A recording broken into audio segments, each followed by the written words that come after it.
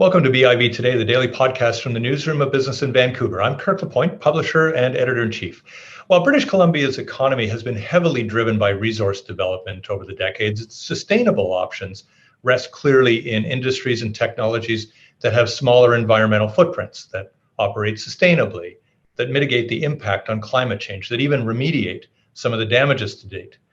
BC's clean tech sector is maturing very quickly, arising in part from an inherent leadership here on the green economy, dating back more than a quarter century. Still, there remain considerable challenges for clean tech companies, and at or near the top of the list are their concerns about intellectual property. How does it get protected? How does it get shared?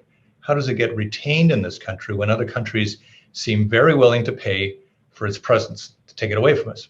I think we're in for an interesting conversation today on this with Roch Ripley. He's partner at the Gowling WLG law firm here in Vancouver. He's the head of the Vancouver office's intellectual property department, and he's built a widespread reputation in the sector for his accomplishments in procuring and commercializing what we're going to call, for the balance of our discussion, IP.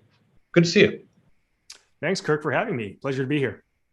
This is a large business, is it not? It's no longer the multi-million dollar business. It's potentially a multi-billion dollar business.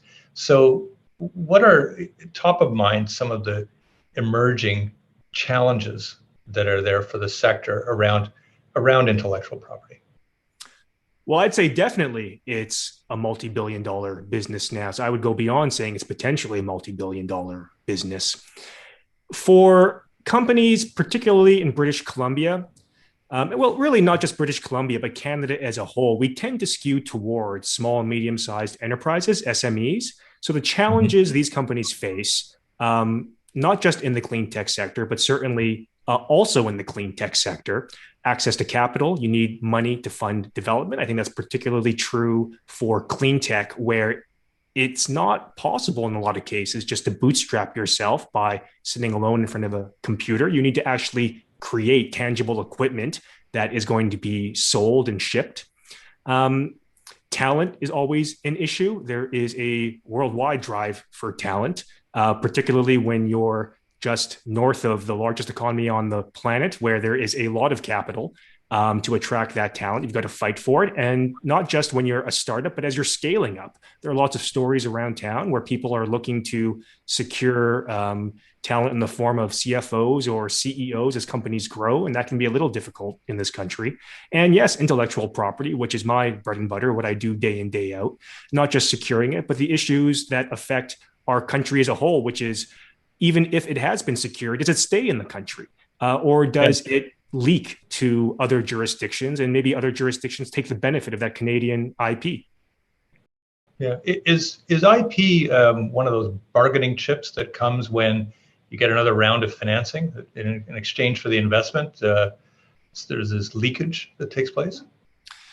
I think it can be, yes. So there are so many different contexts or examples where that can happen.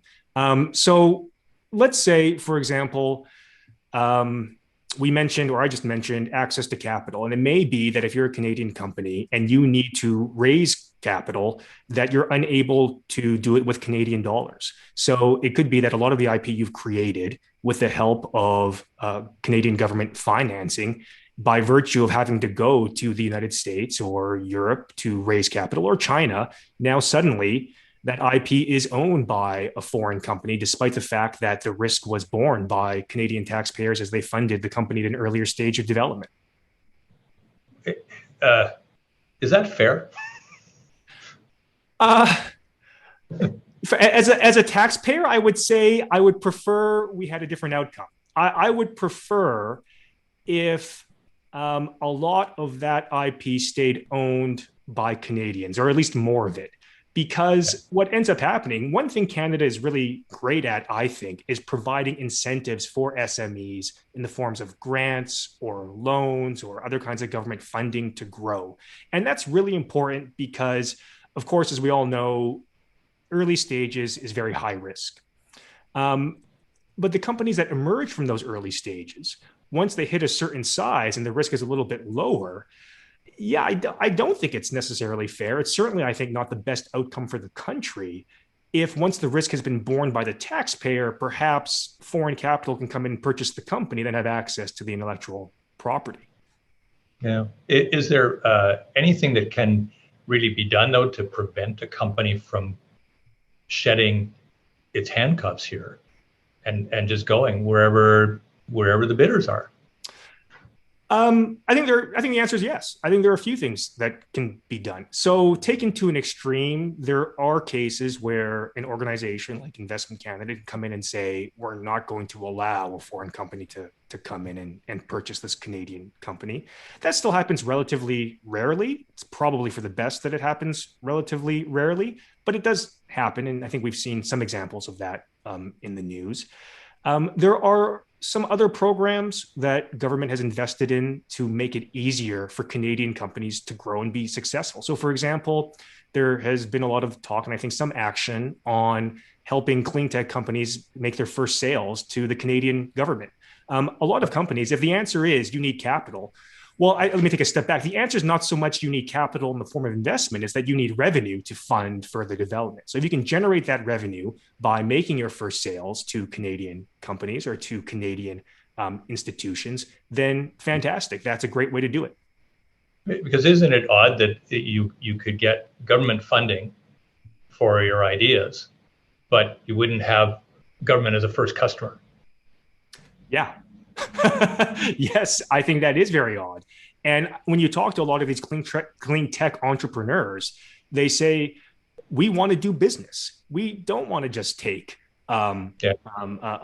a grant from the government. I mean, that's great. They're appreciative and they say, we'll use that for the betterment of our business and for Canada generally. But they're in the business to make product and to sell product. And they want to sell and generate revenue that way.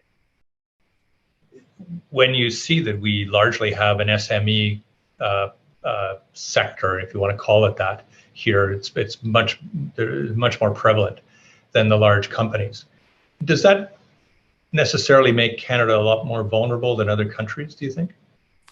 I think I'm not sure vulnerable is the right word, but I think it is definitely a policy issue that that different levels of government are aware of and trying to fix, but it's not an easy problem to fix.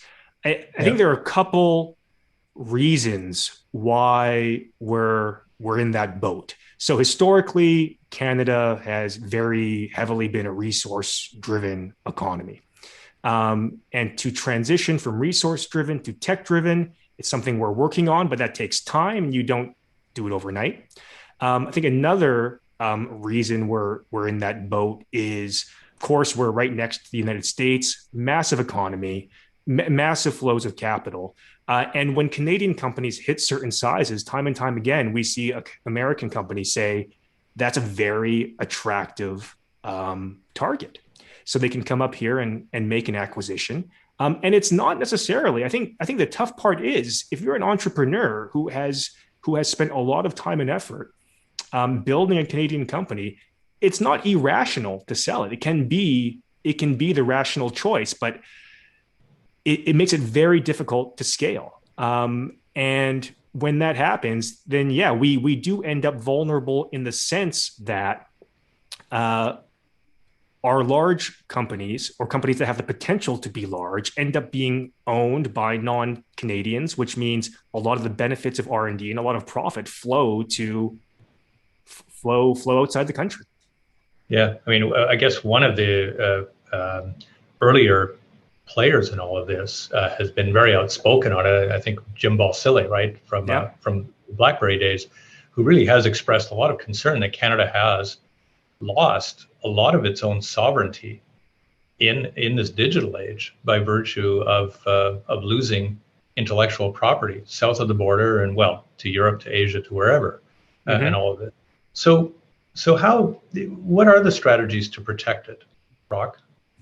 So if you're an SME, I think well, let me take a step back. So I'm going to answer, I think, the questions in two ways. If you're a larger entity, I think the answer is a little more formulaic. A lot of larger companies that are generating revenue and can afford to protect innovation using, for example, patents will have structured committees and workflows and processes where you can harness innovation, document it, decide what to protect via patents, and then file internationally. And that is an established process that a lot of larger Canadian companies use. When you're smaller, of course, the problem, not just when you're smaller, maybe, is time and money. You may not have the money to protect everything you would want to protect. In fact, you are not so much using money to protect the IP, but you want to protect your technology using IP to raise money the other way around. And there, what I tell clients is you need a narrative, you need a strategy that makes sense when you're speaking to investors. So you have to understand what's giving you your competitive advantage in the marketplace. Presume you weren't constrained by dollars. What is the best way you would protect all this technology? Have a plan, rank your technology in terms of what is most technically innovative, what is most commercially valuable, what can you commercialize without making public. Have that ranking, and then let's go through it one by one and decide where do you spend those dollars and make some smart decisions as to where to spend, where to patent using, or where to protect using patents, and where to protect using less expensive forms of intellectual property, for example, trademarks or copyright, or trade secret or copyright. Yeah, I'm intrigued in this area on the other side of it too, which is the culture that exists, I think, much more now than even before in sharing and collaborating. And in some respects, almost collectivizing some of the patent information in order to create better and better services, products, goods, those kinds of things. Canada's a bit late in the game on this one, isn't it? Around collectives with patents. I mean, other countries are doing pretty well with this. We're still newbies, it feels like. I think we are a little late in the game with patent collectives, but that could be for a couple of reasons.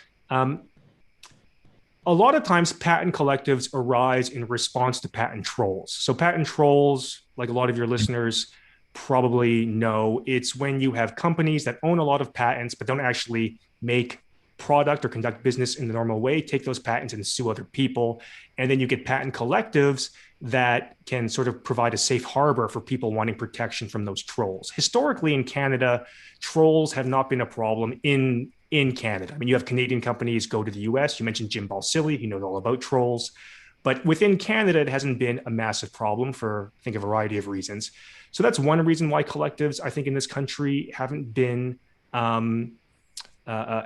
so prominent. That is starting to change. The last year, the government of Canada launched the Intellectual Asset Collective, IAC, for cleantech, and part of their mandate is to have collectives. Again, I think more for Canadian companies looking to expand internationally than companies who are a little smaller, who are confined to the Canadian market right now.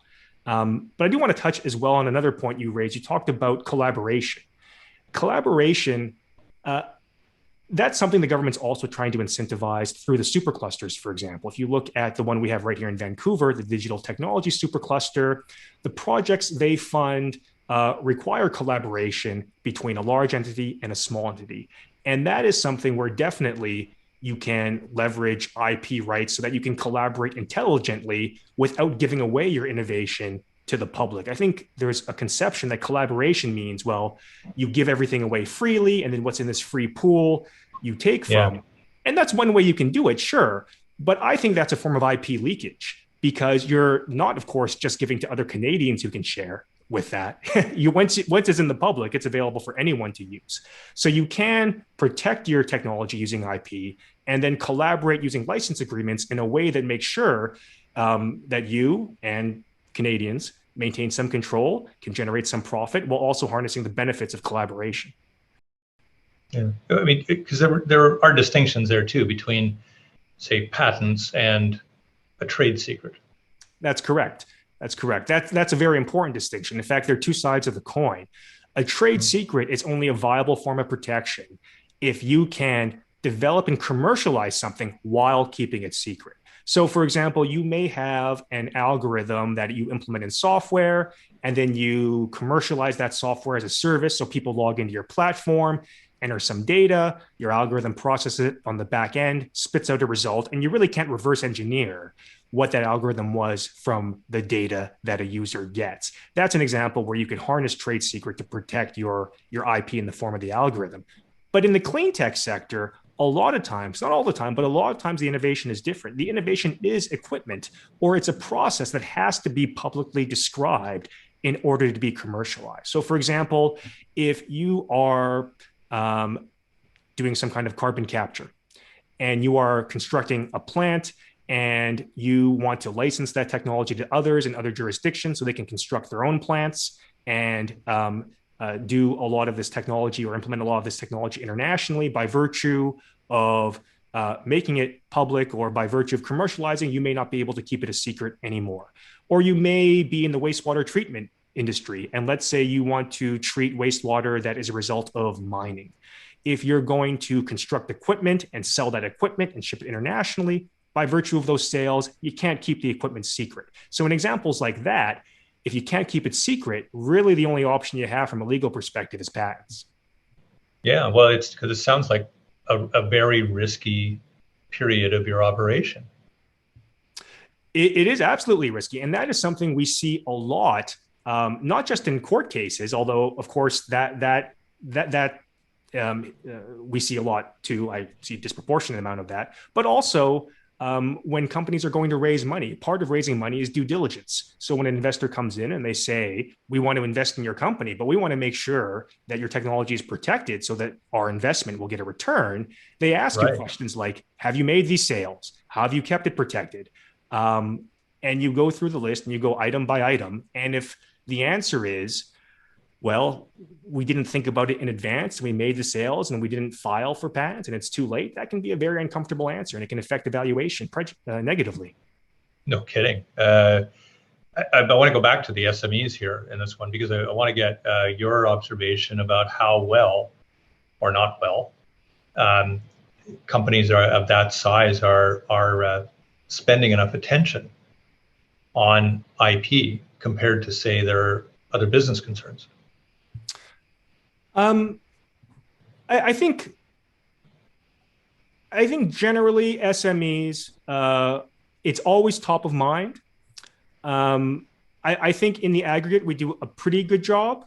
There's always a way to do a better job. I think we do a pretty good job. I do think culturally, we do lag behind a bit. For example, I always use America as an example, given how close we are and how big they are. I do think culturally they are a little better at it. Beyond culture, I think a problem SMEs face are some of the structural impediments that we've discussed about Canada being smaller and about access to capital that make it harder. So I think we do an okay job. We could do better. Why do we do only an okay job? I think it's a combination of cultural and structural reasons. When you say cultural, is it because we're not as cutthroat? That's one way of putting it. Yeah. I mean, I think that's actually a good way of putting it. Okay. If you ask around, I've had conversations with people where sometimes, we'll talk about intellectual property and an answer will be, well, I just don't think we should patent that. I don't think we should protect it. I think we should freely give it away. I think, well, why? That's not an answer that a lot of our competitors in different countries have. You look at patent activity in the United States and China. That's not their attitude.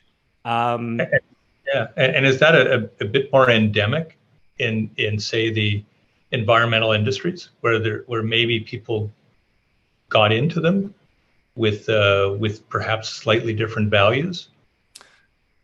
Maybe that's a really good question, and I can't speak to that point. I think a lot of it comes from where the money and the funding and the business experience come from. So let me use a couple of examples. Sometimes we can talk with innovators or inventors who will have certain experiences in academia. And in academia, brilliant people, but it's a different business model. You get recognition and funding through publication and reputation, more than through generating proprietary rights and capitalizing on them. As another example, Canada historically, of course, rich in natural resources, great at commercializing them, but there the value isn't in intellectual property, it's intangible property. So Yeah. if you own the rights to the minerals, if you own the rights to the lumber, that's what generates the revenue. And making that transition from the tangible to the intangible or the intellectual property as a revenue generator, I think it is a bit of a paradigm shift that I think is still going on and developing in this country. Can you see in the time that you spend in this field, can you see any kind of emerging impact of this new crop of companies, of even sectors that are more around clean tech, more around the environment, more around mitigating climate change? Can you see any impact yet, Roch, where they are almost reshaping the conventional concepts of intellectual property? You know, is there an emerging ethos from all of this? So I certainly see an impact in that there's been a lot of activity and development and success in the province and the city over, let's say, the past 15 years. So a lot of activity. I wouldn't say they're reshaping the ethos of intellectual property because of clean tech. In fact, I would almost turn that question on its head because a lot of the knock on intellectual property is that it's not great, particularly the patent system, at protecting certain new kinds of innovation. For example, software patents, of course, get a lot of press about not being the best for the economy. And one of the interesting things I find about clean tech is that it actually is something that is in IP's bailiwick. Why? Because you're spending a lot of capital to create tangible equipment that gets shipped and sold internationally. And those are all things the patent system is actually pretty good at protecting, as opposed to a lot of the kinds of innovations that we saw during the dot-com boom, where I think we saw courts and economies really struggle to adapt existing legal structures to a lot of the tech that was being developed then. Clean tech, I almost see as a return to form. It's something that's a cleaner and easier to understand fit with the patent system. Interesting. I want to finish here with getting some observations again from you on the significance of this. You know, we are talking about billions of dollars, and we're talking about basically the future nature of our knowledge economy here, as ensuring that somehow we have a form of sovereignty as a nation, so that we can develop and retain our best and brightest and our ideas, and obviously that comes into patents and our IP. Is the attention on government sufficient to this task? Are we getting the right kind of leadership in order to strategically position ourselves competitively, not just with our neighbor to the south, because I think we would recognize that's a difficult neighbor to be competitive with overall, but I guess with the wider world, so that Canada isn't a real weakling in this. I think it's certainly an issue that government is aware of and is working on, but I think we can do better. And why do I say that? A couple of reasons. One, you look at what our international competitors, again, let's not even look at America. Let's look at the rise of China the last 20 or 30 years. They're the number one filer in the world right now, if you consider their domestic applications. Even if you exclude those, there's been a huge amount of activity internationally by China. You look at South Korea, a more comparable country in terms of economy and in terms of economic size and in terms of population size. And you look at them over the course of the last 30, 40 years. They have, of course, become a tech powerhouse internationally through R&D. You look at Australia and how Australia and us compare to America. I think it's pretty well known that, of course, our GDP per capita is lower than the Americans, but our productivity is actually lower than the Americans. And that gap is increasing bit by bit every year. And in Australia, because of their industrial policy, it's actually narrowing relative to ours. So I do think other countries are doing a better job. I think government is aware of that, trying to fix it. and for whatever reason, we're having a pretty tough time fixing it. But we can be doing better. Other countries are doing better, and it's not just the Americans. So there's a lot of potential there. All right, so I'm going to try to take us full circle here in the last question. And it has to do with, let's just say I'm starting my company this afternoon. What's your first bit of advice for me on how I ensure that my intellectual property doesn't find itself going astray? What do you do at the start as a company to make sure that you've got integrity in terms of your IP protection? You need three complementary kinds of protection. You need legal protection at the start. That's typically contractual. You want to make sure that people have access to your ideas. I promise to keep it secret. You need physical protection so that when you're at your shop with your employees working on things, that people just can't come in and see what you're working on, because if you ever have to enforce your legal rights, courts are going to ask, did you actually do more than just put words on a piece of paper? Did you actually protect the place you were working? And you need cyber protection because, of course, cybersecurity is a constant threat. You need a trifecta of all three to keep those ideas secret until you decide what to do with them. If you keep them secret, you can decide at a later date, do I want to patent it? Do I not? And from that, you can develop a strategy and a story you can tell investors so that you have a narrative that can convince them to invest in you, and so that you disclose and you protect on your own terms, as opposed to finding one day an unfortunate surprise where you've erroneously or accidentally shot yourself in the foot. Yeah, that must be a horrible feeling for a company, but it's happened here a lot. Listen, I learned a lot, and I'm really happy you could join me today to talk about this. It was my pleasure to join you. It's an area of incredible opportunity for the country. I think not only is it important because it's the type of technology, but I think, going back to a theme we touched on before, we're historically natural resources driven. That's always going to be an important part of our economy. It's always going to be something that's important for the world. And a lot of the investment and activity I've seen in clean tech actually is driven and paired with natural resources. We're going to continue to mine, for example. We're going to continue to produce oil and gas. That has negative environmental impacts.